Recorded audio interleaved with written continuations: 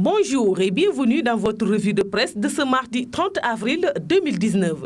Le réquisitoire du procureur dans le procès de Cheikh Béthio Thioune et compagnie pour le double meurtre de Médinatoul Salam est un des sujets en exergue dans les quotidiens reçus ce mardi au groupe Média du Sud. Le procureur de la République près du tribunal de grande instance de Mbour, Youssou Diallo, a requis lundi une peine de travaux forcés à perpétuité à l'encontre du guide des Thiantakoun, Cheikh Béthio Thioune, et de 15 de ses disciples dans le procès pour meurtre de 2 de leurs disciples en 2012.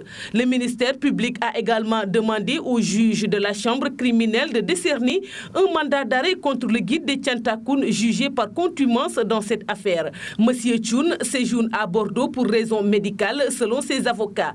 Le procureur a également réclamé une peine de 10 ans de travaux forcés contre Samba Ngom, Aziz Mbacké Ndour, Mamadou Anne dit Pape et Serigne Saliou Baro. Auparavant, les avocats des parties civiles avaient réclamé 3 milliards de francs CFA de dédommagement et intérêts. Bara Sow et Babacar Diagne, deux membres de ces associations religieuses, avaient été torturés à mort et enterrés en 2012 à Médinatoul Salam, une localité de la commune de Mbour dans la région de Thiès. Selon l'AS, le procureur requiert la perpétuité contre Cheikh Béthio Thioune. Béthio et compagnie risquent la prison à vie, souligne à sa une le quotidien.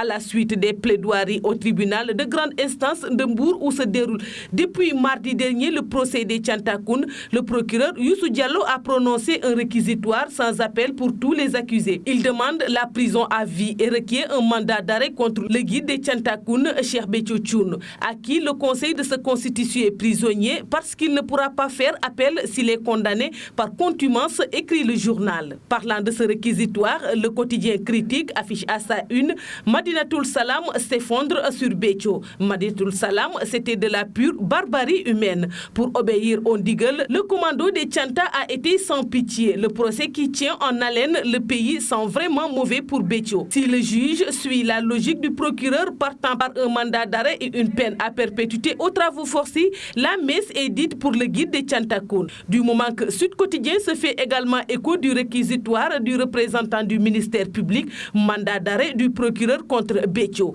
Si le juge suit le procureur, ce sera la fin des Thianta. Selon Source A, c'est la totale pour Béthio, souligne de son côté Libération. D'autres quotidiens parlent également de ce réquisitoire perpète et arrestation requise contre Béthio. Le Soleil, perpétuité, confiscation de ses biens et mandat d'arrêt international. Béthio exposé. Le quotidien, terrible, s'exclame l'Observateur. Cheikh Béthio, mise à nu Walfadjri. En politique, Source A rapporte une réunion des députés de Benno Bokk Yakaar en direction du 4 mai pour la suppression du poste de Premier ministre. Que ce fut sulfureux, s'exclame la publication. Vox Populi ouvre ses colonnes à Alioune Tine, grande figure de la société civile sénégalaise, fondateur d'Africa Jom, ancien directeur d'Amnesty International.